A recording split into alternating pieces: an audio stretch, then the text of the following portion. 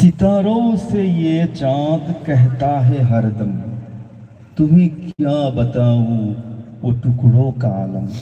আমরা সবাই জানি যে হুজুরে পাক সাল্লাল্লাহু আলাইহি ওয়াসাল্লামের আঙ্গুলের ইশারায় চাঁদ দ্বিখণ্ডিত হয়েছিল। আপনারা জানেন তো সবাই, ছোট ছোট বাচ্চারা আছে তাদেরকে বলছি।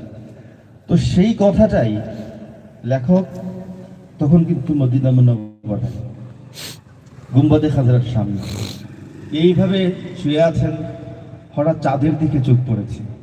তখন এই চারটি লাইন লিখেছে যে সিতারো সে ইয়ে চাঁদ कहता है हरदम, যে চাঁদ তারাগুলোকে বলে তুমি क्या बताऊं वो टुकड़ों का आलम, ওই টুকরা সম্পর্কে তোমাকে কি বলবো আমি। ইশারে মে আকা ইতনা মজা থা, যে হুজুরে পাক সাল্লাল্লাহু আলাইহি ওয়াসাল্লামের ইশারার মাঝে এত মজা ছিল কে ফির টুট জানে কো দিল कहता है, দিল চাহতা है, আমার ইচ্ছা করে যে হুজুরে পাক সাল্লাল্লাহু আলাইহি ওয়াসাল্লাম আবার ইশারা করেন আমি আবার টুকরা হয়ে যাই। মূলত এই চারটা লাইনের জন্য বিশেষ করে এই গজলটি আমার শেখা। যাই হোক, লেখককে আল্লাহ রাব্বুল আলামিন উত্তম জাযা দান করুন এবং আমাদের গাওয়া আল্লাহ রাব্বুল আলামিন কবুল করুন সবাই বলুন আমিন।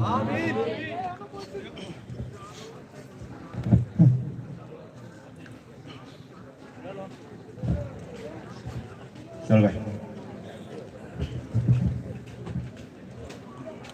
আমার মরণ হয় যেন গো আল্লাহ মদিনায়,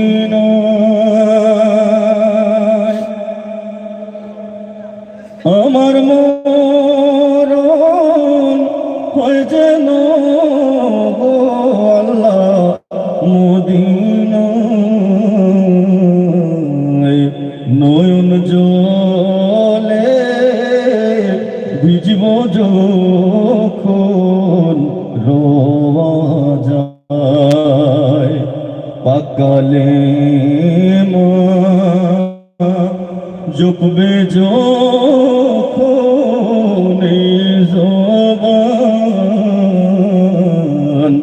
আজরাইল কইর গো কবজ আমার জান। মদিনার ওই ধুলাবালি বুকে জড়াইয়া, মদিনার ওই ধুলাবালি বুকে জড়াইয়া, রইবে কাঙাল নবীর দেশে ঘুমাইয়া, রইবে কাঙাল নবীর দেশে ঘুমাইয়া।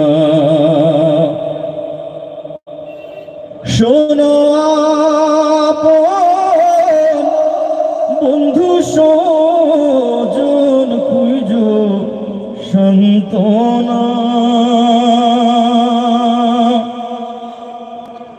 শোনো আপন বন্ধু সজন খুঁজ সান্তনা, আমার কবর হয়ে যদি রে মদিনা, আমার কবর হয়ে যদি রে মদিনা, আমার কবর হয়ে যদি রে মদিনা।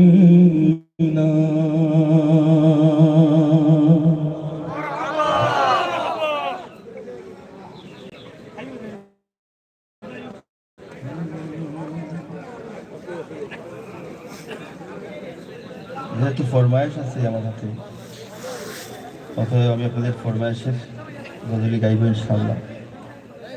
তার আগে ছোট করে বালেহাওয়ারের কান্না বোঝাকে বলছি, আমি খুব ছোট করে গাইব।